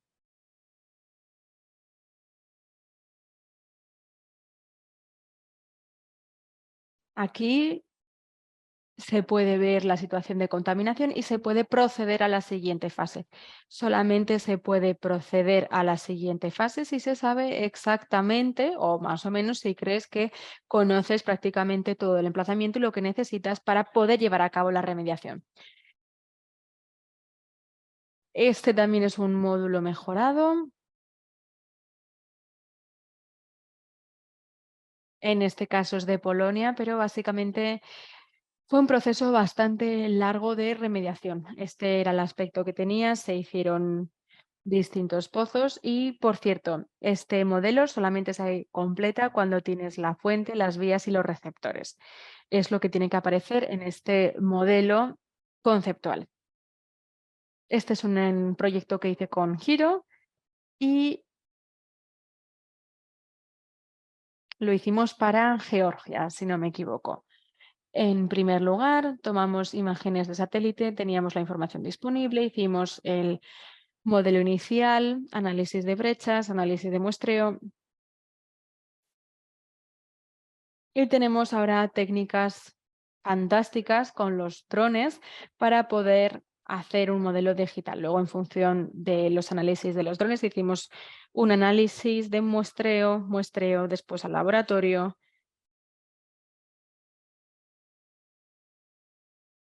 Se pusieron todos los datos en el GIS y luego, por supuesto, también se necesitan informes. Entonces, este más o menos sería todo el proceso de las primeras 2 fases. Este es un pictograma del proceso a la hora de seleccionar. ¿Qué tenemos? Tenemos la caja de herramientas de las distintas técnicas de remediación, vemos los distintos componentes del emplazamiento, vemos si, por ejemplo, hay un suelo ligeramente contaminado o no, y a partir de la caja de herramientas se selecciona cuál sería el formato o la técnica más apropiada. Se crea una remediación máxima, que sería para la eliminación máxima de riesgos, y luego tendríamos el formato mínimo, es decir, para tener al menos una situación aceptable. Y ahí se acaba haciendo un diseño que esté, digamos, en el medio. Según el presupuesto, según las necesidades, pues se acabaría seleccionando la mejor opción. Y la mejor opción, por supuesto, es la que tenga un menor coste, mejor resultado medioambiental y reducir en la medida de lo posible y lo máximo los riesgos. Estrategia de remediación y eliminación. También hablábamos de planes dinámicos. Tenemos que prepararnos para cualquier cosa que pueda pasar. Monitoreo y seguimiento posterior. Mantener las vallas, mantener ese uso restringido, mantener medidas de control de erosión, vegetación y, por lo tanto, la última fase es muy importante. Aquí tenemos un resumen de cuáles serían las distintas fases. Vemos investigación, fase 1. Ahí se hace el análisis de brechas, investigación, datos de laboratorio y puede haber hasta 5 ciclos dentro de la investigación. Recuerden que esto no lo podrán hacer en un solo ciclo, especialmente si se trata de un emplazamiento complejo. Pasamos a la remediación. En esta fase también hay que tener presupuesto para hacer una encuesta adicional. A lo mejor ha seleccionado la técnica de remediación y no se conoce cuál es la distribución, porque a lo mejor quieres hacer solamente un lavado. Entonces se hace la remediación y en cada fase se va actualizando el modelo conceptual. Pasas después al monitoreo, al plan de monitoreo y en función de los datos se acaba actualizando ese modelo conceptual para asegurarse de que la información de los emplazamientos sea real y que esté ahí, que los datos estén ahí y que se pueda comunicar el estado actual de los emplazamientos. Bueno, pues este ha sido un resumen de las directrices y, por supuesto, lo pueden descargar y echarle un vistazo. Como decía, todavía estamos en la fase de borrador, así que si consideran que habría que añadir algo, pues se lo agradecemos. Muchas gracias. Nuestro próximo ponente no necesita presentación, es de sobras conocido en el mundo entero, nuestro buen amigo John Biggin, que nos va a presentar la EU-wide strategy to manage HDH contaminated sites. Bueno, como todo es muy práctico, con proyectos vamos a ver qué es lo que tenemos en Europa y al final vamos a desarrollar una estrategia. Y si tenemos grandes emplazamientos, ¿cómo vamos a hacerlo? ¿Cómo vamos a conseguirlo? Bien, vamos a verlo aquí. Hemos hablado del HCH y del lindano porque tenemos que actuar, ¿Cuáles son las lecciones? ¿Qué es lo que hemos aprendido en Europa? Tenemos una estrategia, porque claro, tenemos muchísima experiencia. Empezamos ya en los 80. Ahora han pasado más de 40 años. El camino hacia adelante y finalmente las conclusiones. Eso es lo que vamos a abordar. Bueno, creo que no tengo que repetir todo esto porque ya saben lo que es el lindano, la producción de 8 a 12 toneladas. Son grandes cantidades las que tenemos. Sabemos también las propiedades tóxicas. Sabemos que estos materiales se tienen que eliminar, llevan ahí 70 años, así que va siendo ya hora de acabar con estos materiales. Bueno, esta es una manera muy sencilla de explicar por qué tenemos que hacer algo.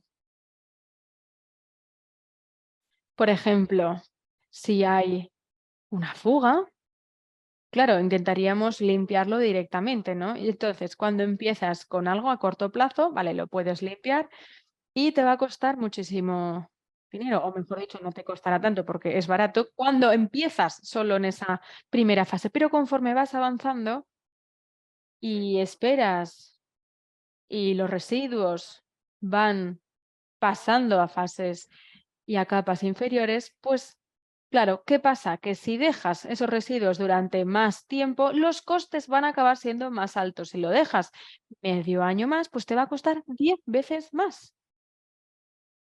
Y eso es lo que pasa. Por eso quiero hacer hincapié en que tenemos que ser rápidos y no esperar toda la vida.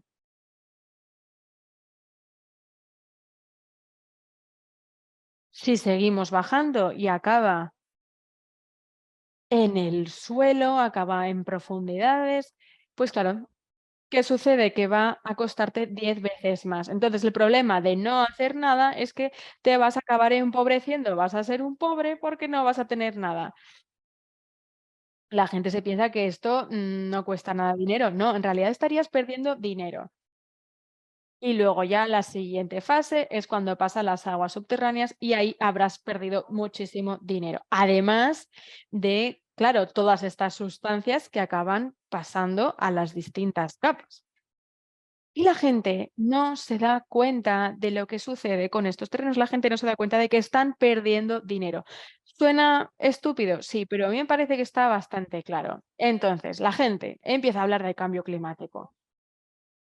Parece que es súper importante para todo el mundo. Pero ¿qué pasa si le damos la vuelta? ¿Qué es lo que tenemos debajo de la tierra? ¿Dónde estamos? Es que nadie quiere hablar de esto. Saben lo que pasa arriba, pero no saben lo que pasa abajo. ¿Y qué pasa? Bueno, pues que esta es la realidad que tenemos. Pero no queremos acabar así, ¿verdad? No queremos hacer como que, bueno, no queremos enterarnos de lo que pasa. No. Bien, ¿qué es lo que hemos hecho entonces? Pues hemos creado una estrategia para lidiar con este problema. Y es una estrategia nada complicada. Recopilamos la información de lo que hemos hecho y hemos hecho muchísimas cosas. Tenemos un montón de experiencia en Europa. Entonces empezamos desde abajo, en los emplazamientos donde estemos, pues por ejemplo, el emplazamiento de Galicia, por poner un ejemplo, tenemos el emplazamiento y los distintos niveles. Tienes que explicar, tienes que tener en cuenta las directrices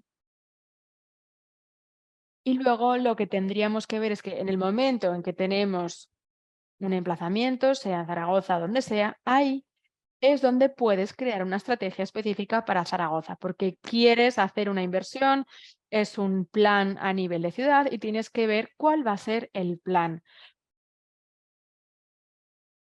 Tienes que darle un lugar dentro de toda esa estructura, porque así habrá una unidad donde haya inversión, dinero para desarrollar cosas y para hacer la limpieza. Entonces, todo esto forma parte de un problema más grande. Están las inversiones y por eso tenemos que abordar todas estas cuestiones. Tenemos que ver las ciudades. Pues, por ejemplo, Países Bajos ha desarrollado estrategias para la remediación en los 80, pero después de 35 años se han quedado estancados porque no había nadie que hiciera coordinación, no había nadie que trabajase conjuntamente y ahora en los Países Bajos se está empujando a las ciudades, a las autoridades, a las industrias, comunidades, autoridades del agua, autoridades también ferroviarias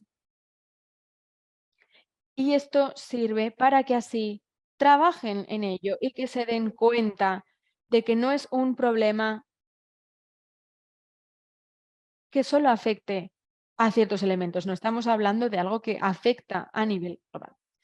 Después tenemos ejemplos muy interesantes de cómo las regiones en Alemania están lidiando con estos problemas.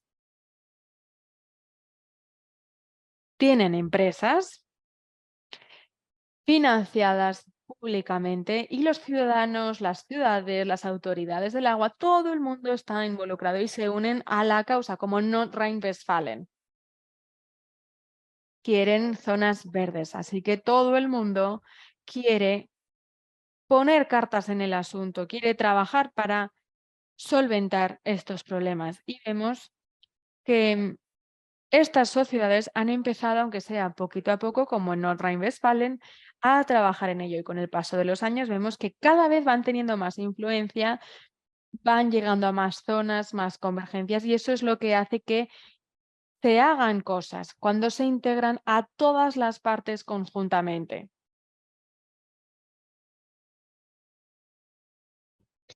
Por supuesto, tenemos otros ejemplos, como por ejemplo las estaciones de petróleo que se han tenido que limpiar en Países Bajos, en Dinamarca.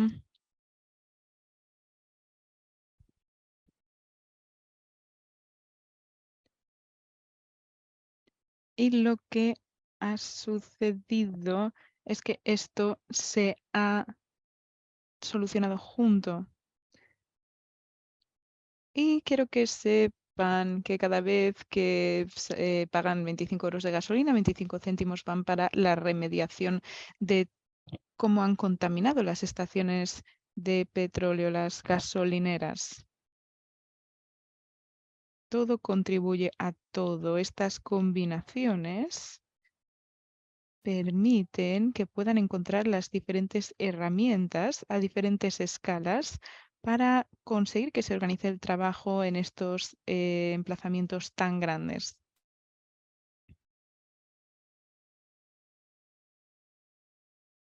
Ahora, una vez se tienen los dos estamentos de abajo, el nivel urbano y el nivel nacional, entonces la Unión Europea empieza con la remediación, con por ejemplo la Directiva para la Protección del Suelo, que es bastante nueva. Por ejemplo, para haber impulsado esta directiva de protección de las aguas, ha tenido que haber una gran presión, como ha sucedido también con otras directivas, como la Directiva Marco del Agua de la Unión Europea. Se consigue a partir de la presión. Pero estas directivas, estas legislaciones europeas nos ayudan. Lo mismo ha sucedido con la Estrategia 2030 para la Biodiversidad de la Unión Europea y lo mismo para conseguir el Plan de Acción de Cero Contaminación.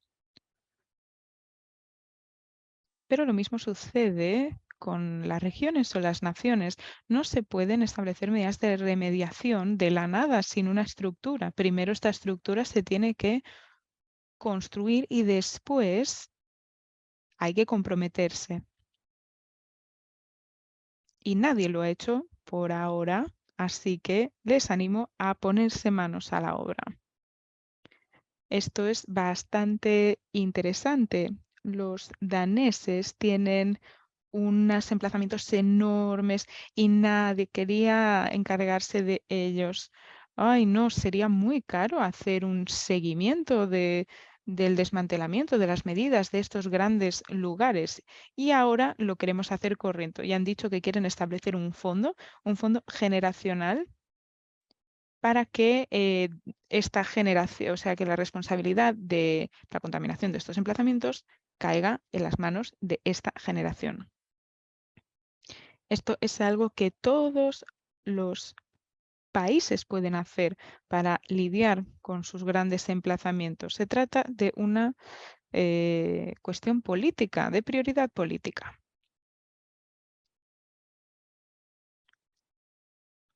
¿Qué se puede hacer para avanzar?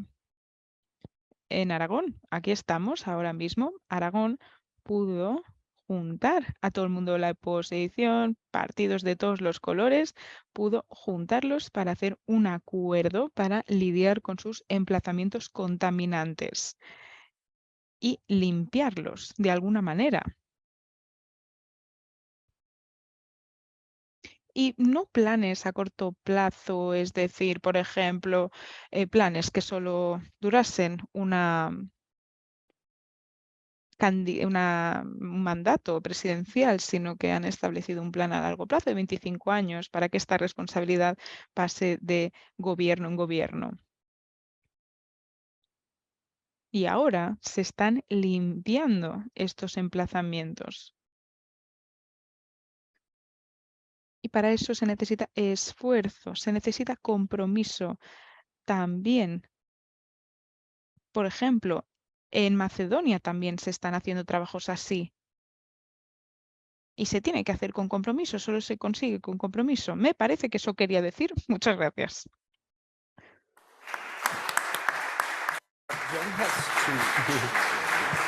Hola, buenas tardes. Soy Ángela Pardo de la Xunta de Galicia y yo quería simplemente hacer una puntualización a lo que se ha dicho antes de O Porriño y simplemente indicar que sí se han hecho estudios en los últimos años. Hemos realizado un estudio integral.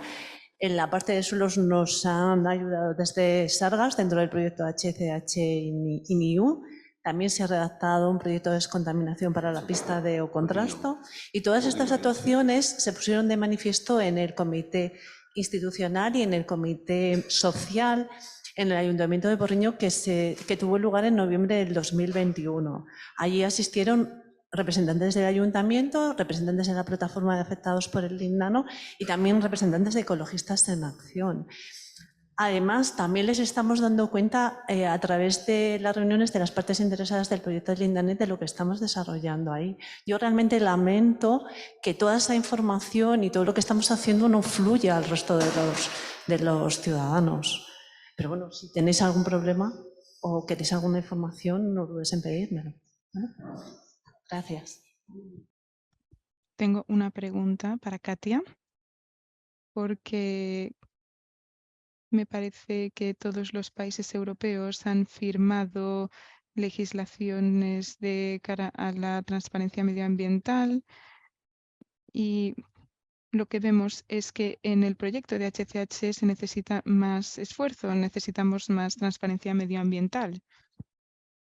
No queremos que se guarde ninguna información, queremos que se transmita. Supongo que está hablando de los emplazamientos de los que he hablado. Podría dar un ejemplo. Teníamos emplazamientos en la antigua Alemania del Este y se transferieron, o sea, se les dio un nuevo uso, tienen nuevos propietarios, ha habido un cambio de titularidad que no tiene nada que ver con la contaminación que se dio en esos lugares. Entonces sus intereses también se tienen que preservar para no ponerlos entre la espada y la pared, por así decirlo. Porque no se les puede acusar de una contaminación de la que no son responsables. Esto es algo que debe considerarse cuando hablamos de publicar los datos. Las autoridades tienen que encontrar el equilibrio entre teniendo en cuenta estas situaciones y decidir qué datos se van a publicar y qué no. Entonces, cuando hacíamos el inventario, vimos, o sea, echamos un vistazo a las bases de datos que en diferentes regiones, pero no pudimos publicar todos los datos. Y lo que hicimos fue hacer una selección, hacer un resumen y, por ejemplo, incluir información sobre cuántos emplazamientos hay en el estado, cuántos han pasado por medidas de remediación, cuáles qué zonas ahora mismo están pasando por medidas de remediación, etcétera. Las autoridades son conscientes de esto y quieren lidiar con estos emplazamientos, pero no se podían publicar los datos, por ejemplo, de estos sitios en los que ha habido un cambio de uso de los emplazamientos? Sí, intentaré ser breve. No sé. Ustedes muestran que hay 299 emplazamientos afectados, con lo cual los trabajos van a prolongarse durante muchos años. Se trabaja muchísimo en poner límites y umbrales al agua. Todos los modelos conceptuales tienen el agua y los suelos como integrante o afección que hay que remediar. Sin embargo, cada vez que movemos una tonelada de tierra para excavar y sacarlo, cada vez que hacemos un movimiento de sacar agua para excavar y hacer un pozo, se generan dispersión al aire de partículas y los umbrales en este caso no están resueltos en ningún modelo conceptual, no aparece nada al respecto. Los gobiernos utilizan distintos modelos que siempre son de ocupación profesional. Se trabaja sobre 500 microgramos metro cúbico en algunos casos. En Alemania he visto casos en los que se trabaja sobre 100 microgramos metro cúbico. Sí que se han hecho actuaciones, por ejemplo, tengo noticias, no tengo datos de las campañas realizadas en Uninge, en Basilea, que se trabajó sobre 0,1, 0,3 microgramos metro cúbico de alfa y de gamma. ¿Cuándo Europa valorará poder participar, incluir los umbrales para los trabajos de remediación, que son bien importantes? Porque si yo hago una tonelada de movimiento de tierra y disperso 500 microgramos metro cúbico, acabaría afectando suelos a 500, a 1 kilómetro o a 2 kilómetros.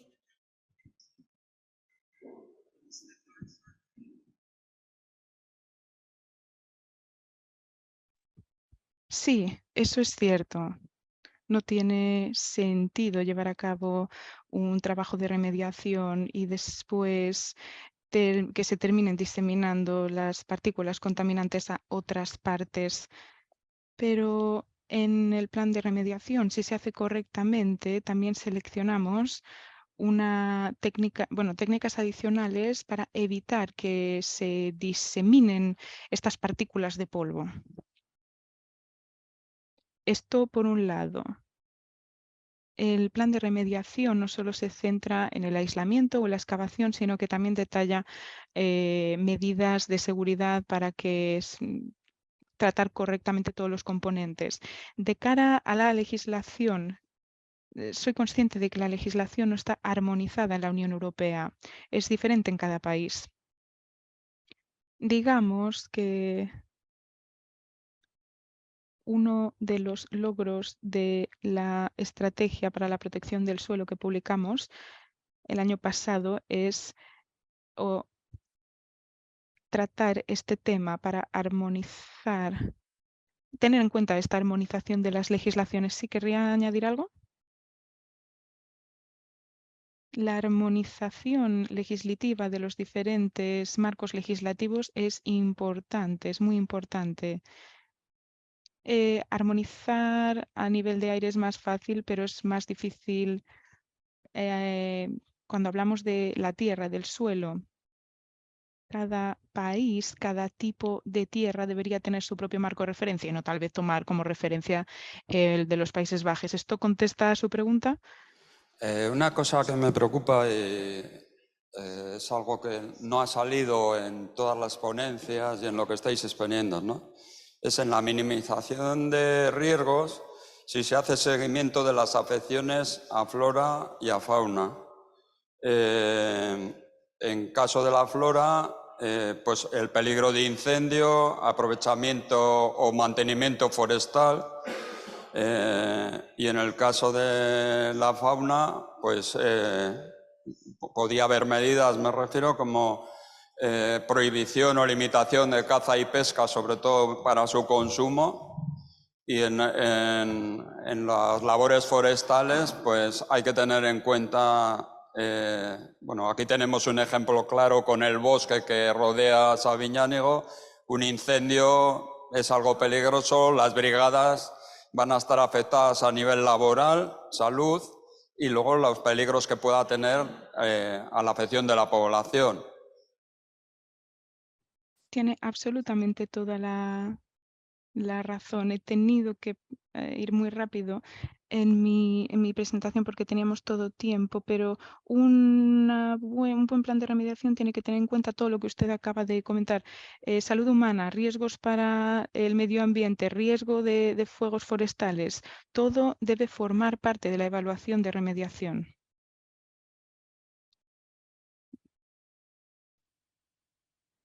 Dentro de este análisis se fijan todos los aspectos, entre ellos los que usted ha comentado. Es que coincido con usted completamente y siento no haber entrado en detalle porque no tenía tiempo, pero es ciertamente uno de los factores más importantes. No solo se tiene uno que fijar en el suelo en estas medidas de remediación, sino que se tiene que tener en cuenta todo de forma holística y tener en cuenta todos los riesgos potenciales. Y no solo de cara al medio ambiente, sino también a cómo puede afectar a la salud humana. Me sorprende la poca atención que se está dando a las medidas de confinamiento, de contención,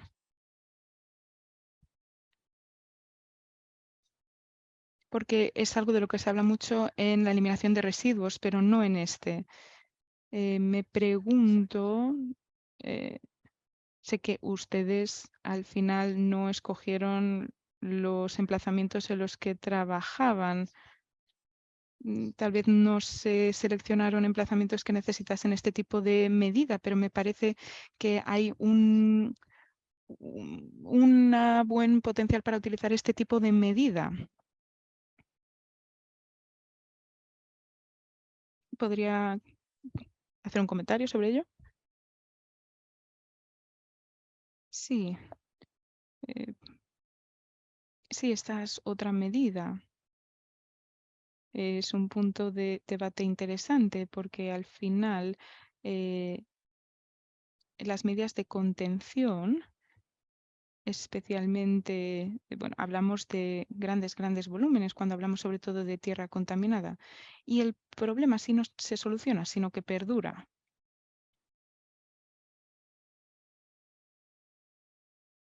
Por ejemplo, le voy a dar un ejemplo de los Países Bajos.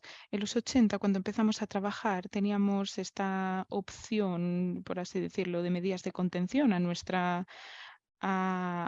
alcance, que de hecho lo poníamos en práctica como una gestión por aislamiento, pero después de 30, 40 años nos dimos cuenta de que no era suficiente, que solo estamos retrasando un problema, porque claro, no estamos hablando de un ente, por así decirlo, estable. Estamos hablando de suelo. Suelo cambia, hay agua.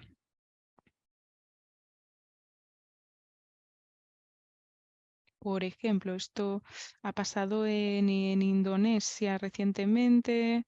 Tenían este tipo de medida y lamentablemente por una inundación deben volver a empezar.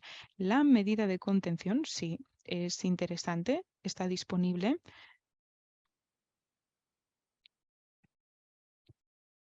Pero sí que es cierto que hay partes que no están a favor porque no se trata de una solución, digamos, permanente, sino que es retrasar la solución del problema. Así que, de mi opinión, las medidas de contención son una de las peores medidas. Me gustaría hablar también de otra cuestión sobre esta apertura a este debate. Me parece que es muy importante, ahora que tenemos este proyecto de HCH y el informe que está en la página web, esperamos que el GIS sea publicado, pero necesitamos también que la gente ponga su información o que al menos la información esté disponible y que quieran formar parte de todo esto, porque el público tiene muchos problemas, pero tenemos que dejarles que hablen, que escriban y así podemos investigar y ver los procesos. Muchas veces la gente tiene razón, pero a lo mejor es que no se les ha dado el derecho a decirlo. Llevamos más de 100 años con todo esto y creo que lo que tendríamos que hacer es seguir el ejemplo y lo veremos mañana en la sesión de BIPA. Vamos a hablar del problema del HCH mañana por la mañana a las 6. se va a hacer una grandísima publicación sobre el proceso que tenemos en Europa. Hay toda una base de datos y los periódicos europeos, el Guardian, Le Monde, el Süddeutsche, lo han incluido en sus páginas web, o sea que como ciudadanos se puede acceder y tenemos que abrir estos procesos para que podamos trabajar conjuntamente todos hacia una solución. Esta es la forma de trabajar de ahora en adelante. Tenemos que dejar los datos sobre la mesa y que sean accesibles para todo el mundo. Todo el mundo tendría que tener el derecho a hablar. Tenemos que aprender a comunicarnos. Porque, ¿qué pasa? Si se hace un proyecto y luego estamos durante un año mirando al techo sin hacer nada, no sirve de nada. Necesitamos la comunicación y hablar con toda la población para conseguir acciones. Muchas gracias. Muchas gracias a todos por su atención. Bueno, yo creo que ha sido un muy buen cierre, ¿no?